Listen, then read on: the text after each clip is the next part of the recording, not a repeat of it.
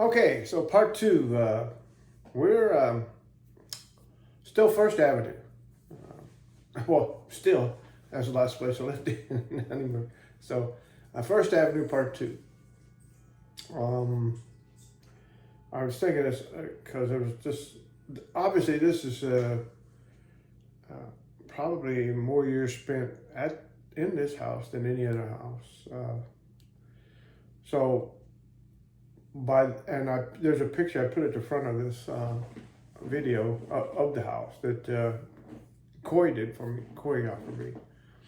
If you look at that picture in the front of the house, the upper, it was two stories and it had a basement, and the upper bedroom there facing the street where there's an air conditioner in that window now. That was my room. That was my bedroom, but I didn't have an air conditioner in there. I didn't have a unit or air conditioner of any kind in there. I had a box fan in the summertime that blew in air from outside that made it a little bit cooler. And in this house, Kimberly's with us now. Yeah, because she was born in '61. And so in this house, because now I'm in this house. Like I mentioned probably before, this is where I'm a teenager now, or early teens, by the time we get here. And Dad's not drinking anymore, and he's would become the city natural gas department superintendent. Had a little red city truck. He drove around, and they'd get him a new one every couple of years. But he got to take it home and drove it. He used it pretty much, I think, like his own all the time. And he had a 62 Ford that he got, which it was another one of my, sometimes you disappoint your father. Another one, that's another time I disappointed him, was driving that car, because after I got my license, I'm driving that. He had a 62 Ford, and I remember driving with Mike, Noel Hockmeister, the guys in the band, and for some reason we were going over towards Dale, I guess on 231, and now thinking back how stupid this was. The oil light or oil pressure, I don't know if cars had what we call idiot lights on them now, where the oil gets low and light comes on. But either the oil light on or the oil pressure kept showing low. And which was like, you should have stopped the car. Anybody with common sense, obviously I didn't have any, would stop the car.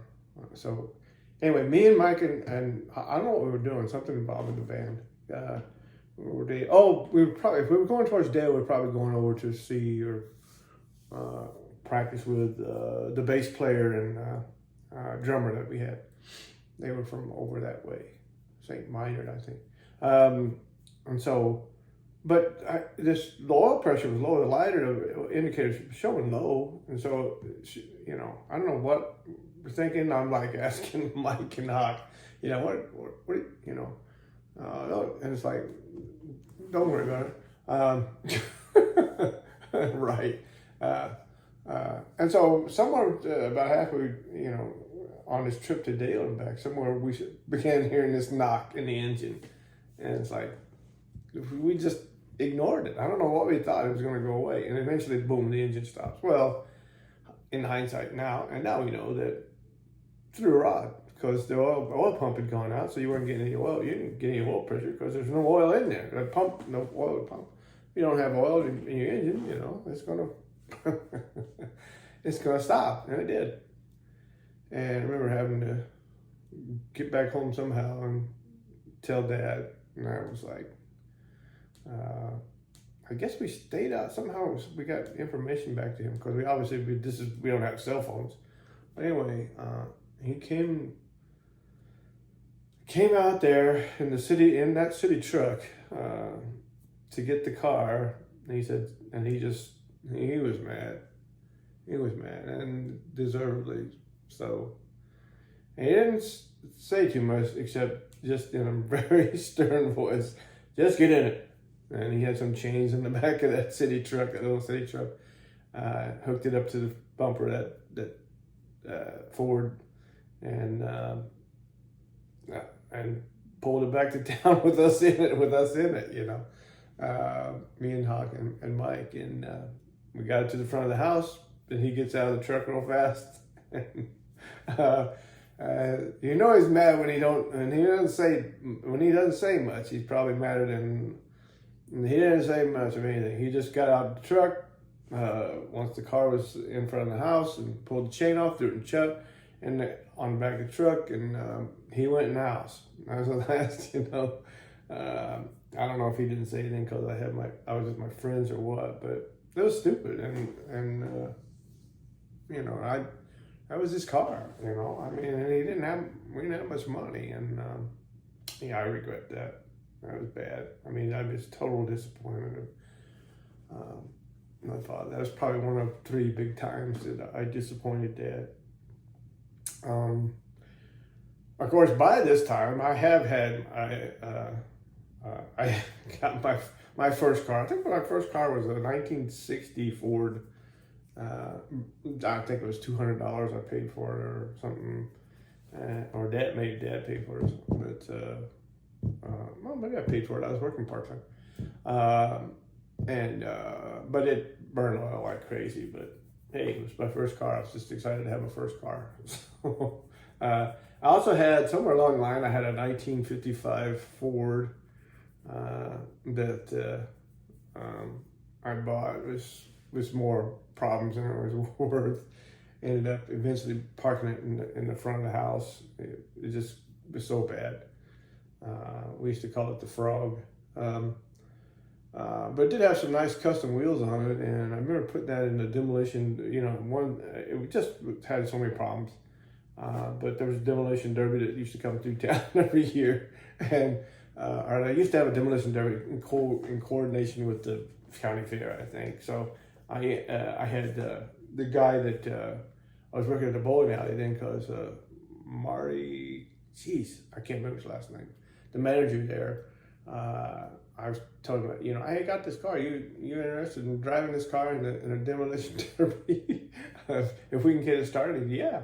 So we found I sold the wheels off of it, so we got some wheels from somewhere, put it on this car, and he drove it in the demolition derby in Huntingburg at the city park there. Of course, this is the time. I'm a teenager, so I'm starting to have girlfriends, you know. A couple girls here and there. You get this girl named Susan Youngblood I liked really a lot, and we were going together, I guess, or I don't know, 7th, 8th grade, 9th grade, whatever going together was, you know. But she dumped me. I had a couple other girlfriends, and so and I didn't know that hurt a lot. So I had a couple other girlfriends, and then you know, you get hurt a couple times, and I just determined in my mind, I'm not gonna, you know, if I go with any girls, having girlfriends, I'm just staying with them a couple of weeks, and I'm gonna be the one that lets them go. So that was my philosophy for a while, in order not to get rejected anymore. It's like, okay, we're going together, and I go, I just go move on to somebody else, you know, because this whole, you know, I just didn't like the feeling of getting hurt anymore. So until one came along that was a little bit more serious, and obviously you all know that was Linda, and I tried to break up with her, and it just didn't. We ended up back together, and we kept staying together, and we kept staying together, and we kept staying together. So obviously that ended up to be longer than a couple of weeks. Those lasted months and years. Okay, and then we know after that.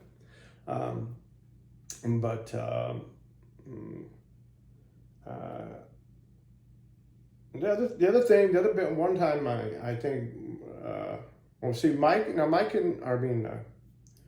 Matthew and Brad haven't arrived yet. We're talking 1967, 68 before those two came. And we, you know, obviously when they did, it was going to be we were shocked because Kim was born in '61, and after that, nobody's thinking, we're thinking it's over with as far as kids. That was going to be the last. Well, we had a surprise coming there, but that wasn't until like my senior year of high school when Matt and Brad came on. Of course, where the band is going, like I said, Hawk and Mike, and we found Hawk was already had had the bass player and the drummer, and then he invited me to sing and Mike to play rhythm for the band, which eventually became was the Circus. That was the band, and we had a good time. That was fun, performing around locally, every place we could get. I don't know. We would make some money, but I didn't really care. I cared, but it was just we just enjoyed playing music, and so I would have done all that stuff if we got paid for it. It mattered because we had to travel sometimes to go places, but travel around the county. But I don't know. Which brings me to, we had started getting, that's right. The money that we were making for what we were starting to put back into things like a PA system, microphones, and so forth for the band. And so we had gotten, not funny, but funny, but it's not funny. Because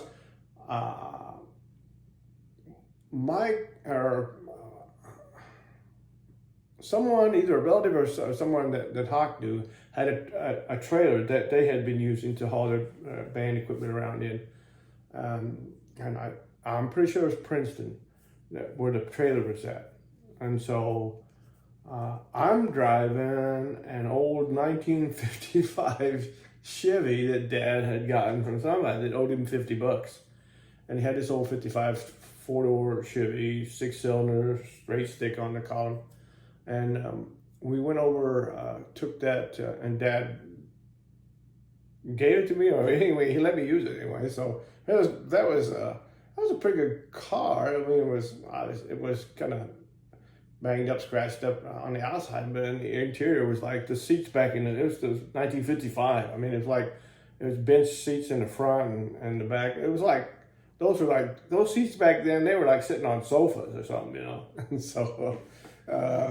But it ran okay, and so we put a trailer hitch on it, and we had we were purchasing this trailer, and for band equipment. So we go to Princeton, I don't know, some night during the week. It's me. I'm driving, and Mike's in the middle, Hawk's on the passenger side door, and a few days before that. One of the tires, there's a trouble with the tire or flat tire or something. The tire was changed, and to this day I don't think I remember who changed that tire. It might have been me. I don't know. But anyway, we got a trailer hitch on it. We got the trailer, and we're coming back from Princeton, and then all of a sudden, here we go. Same thing. Same three guys, same car. We're always I started hearing this like a roar, sound, some sound coming from the rear. And I remember saying, what's that sound? And either Hawk or Mike, I can't remember exactly which one, said, "Oh, that's just a trailer. You ever heard the trailer before? You're gonna hear a sound that's just coming from the trailer." And I'm like, okay. So we're coming back on 64 from Princeton area towards Huntingburg, somewhere in between, and.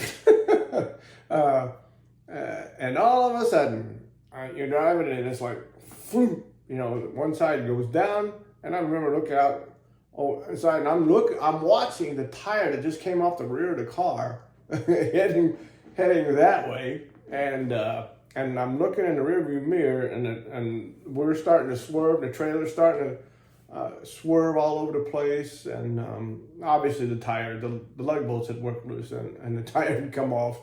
And in the lane, it's a 2-lane highway. And I remember there's a lady in a car coming in. I used to remember what kind of car it was. I don't anymore. But a lady coming in, and I can remember, this was night, but I remember the lights shine on her car, and I can remember she's like that, I mean, she's looking at this wheel going off into the field, and the trailer swerving back behind us, and the car starting to swerve sideways.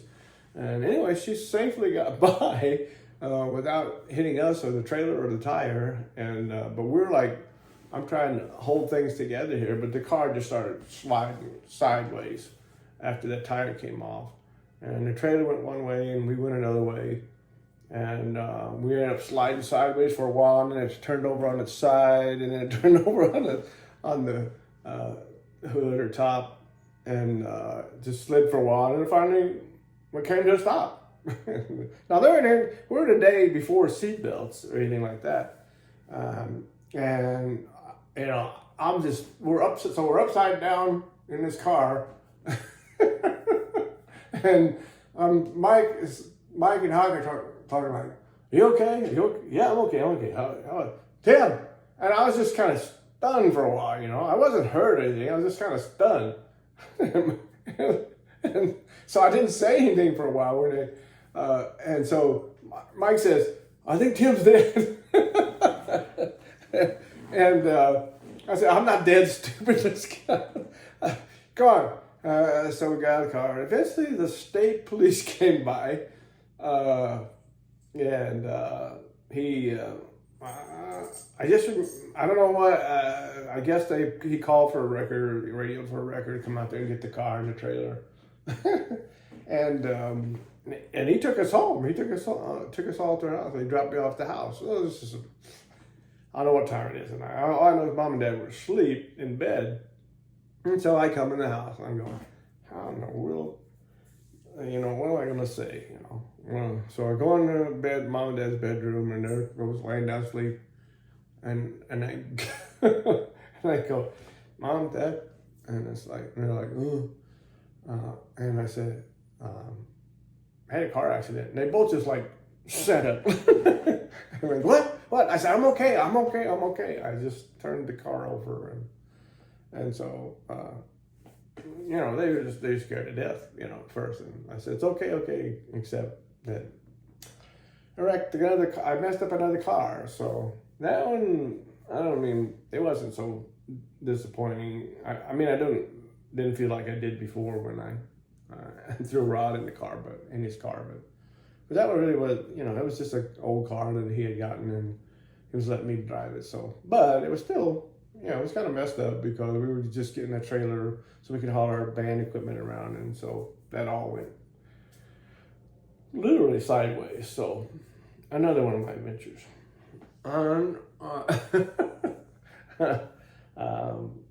But the band is going good, and we're just enjoying that and having a good time, and just that was some of the best times for a couple of years there were, I was just having so much fun out playing these gigs and stuff, and it was just so it was just a good time. The house that we lived in on First Avenue, I don't know what, I told you we lived in the house, but in the upstairs of that bedroom where I'm sleeping, there's the light for the room, but in the center, the ceiling in the center, it had an old-fashioned cast iron housing there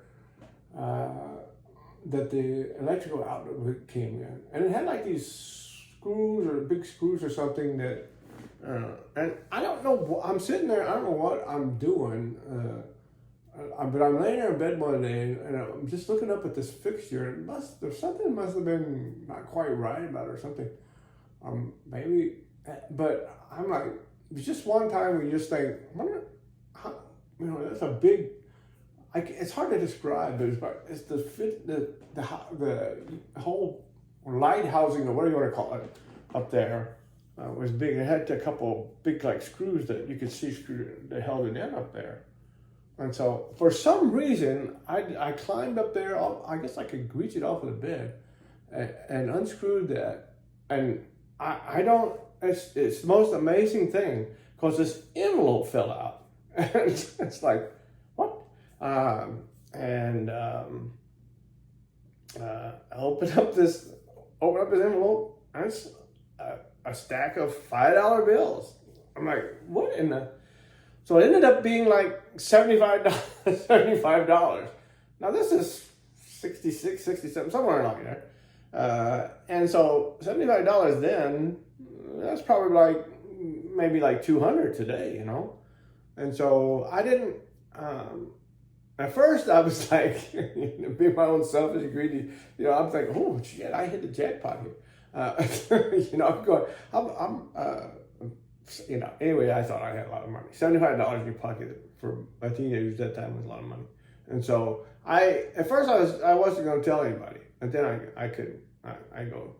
So I decided, okay, I found him, but I'm going to give half of it to mom. So I think I decided I'd give mom $35 or $40 of it or something. I'll just keep the rest of it. So that's what I did. So to the best of my memory, anyway. I remember going. I think that must have been prior to me having my life, because I remember I went to Dog and Says and got myself something at the Dog and Says down there with some of the money, a coney dog or something at the Dog and Says. So that was a big. To this day, I don't remember why I decided to check that out. And I guess there was an old lady that had lived in that house before us, and cause after that, I think we checked every light fixture in the place and stuff. So I don't know. She just must have hid some money in the house for some reason. I have no idea. No idea. Stack of $5 bills, $75 worth. So that was the big find there. And so Ed's during this time with the band. Obviously, Ed's gone out of town in the Navy. And I've gotten into my trouble and kind of gone straight and I'm going steady with a girl now, and the band is going. So, yeah, that was it was a good time in life after that, you know. I was, like I said, I'm past the whatever street that was that where I got in trouble, and I'm just, you know, I think I stayed in school, high school. I think Hockmeister and he dropped out of school. Like when we were sophomores, I think when you turned 16, you could get out of school. But I stayed for number one for music, that's the only thing I think I ever made an A in was choir. And second, because of the girl, you know, I stayed there. Now, in hindsight, I'm thinking that was a pretty damn, you know, there's a lot of things I did in life, you know, just unknowingly did the right thing, and that was the right thing to do, stay in school.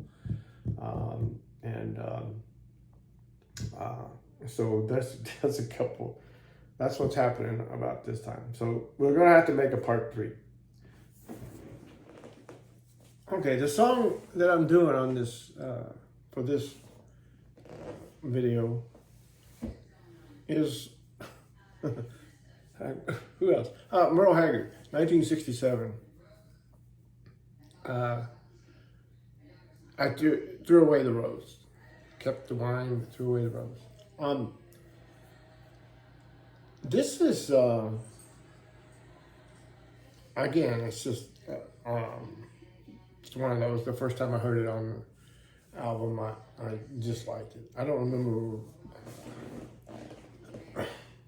how far it went up on the country charts, but this is one of those songs where I used to hear Merle Haggard talk about, or hear him talking, or people talking about him, how he was influenced. Some of the people he was influenced by, you know, and one of the big ones was Bob Wills, and so that country music was stuff from the 40s and 50s when you think about Bob Wills. And of course, that would have been when he was younger, and that would have been what he was listening to. But at first, I'd go, what are you talking about? I don't hear that in there. But of course, now, you know, hearing the music then, of course, in the late 60s, and then as the years would go by, I listened to it. If you listen to that, and I'm not telling you to go look up old Bob Wills music, but it was a Bob Wills was sort of a there's some Western swing to that and stuff, but you can hear that come through in this song in particular. Although this is a classic '60s country song written by Merle Haggard, and but you can hear that, or at least now, having the advantage of listening to songs from that era and Bob Wills music, and you can hear that there's a big heavy influence of it. So I didn't think I liked that music at the time of the country music that we heard in the 40s and 50s, but you know, time has a way of changing things. You know? But you can hear the influence that it has on Merle Haggard. Now, I'll also tell you that I went back, I hadn't, although this is one of those songs I played on guitar a lot, and I would just sit down and just, but I hadn't listened to it in a long time. And then I was, and one of the advantages to modern technology is that you can go on, don't listen, if you listen to this song and you go on YouTube, it's not good. If you go like on Spotify or whatever you choose and listen to this song, man, I mean, it's just, it's so good. And first it starts off with a steel guitar. And then, so you got steel guitar, you got fiddle, and and you got then your other, of course, bass and electric guitar, but then the other thing that strikes you is the harmony on this thing. Oh my God. I don't know who, whether they dubbed the harmony in or it's him taking, whoever's doing the harmony with him, it's just great. It's just great. So anyway, it's just nothing in particular about this song. I guess you could say maybe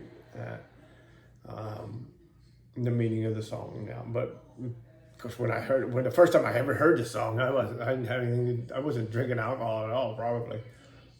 So this doesn't have anything to do with my life and alcohol. It's just the song. It's just a pure, beautiful country song. And on this, Merle Haggard's in his prime here. I mean, when you listen to this on Spotify, man, his voice is so good. It's just so, God, it's good. I like this song. So that's the song.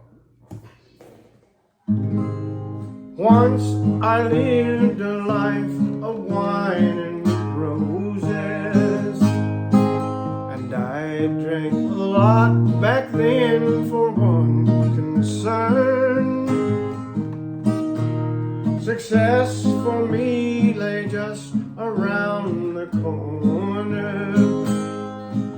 I thought my social friends would help me make the turn, but now I'm paying for the days of wine and roses, a victim of the drunken life I chose. Now all my social friends look down their noses, 'cause I kept the wine and threw away the rose. I stood by and watched the bottle take control of me. The turn I made was not the one I'd planned, and I watched my social standing slip away from me. I watched the bottle slowly take command, and now I'm paying for the days of wine and roses, a victim of the drunken life I chose. Now all my social friends look down their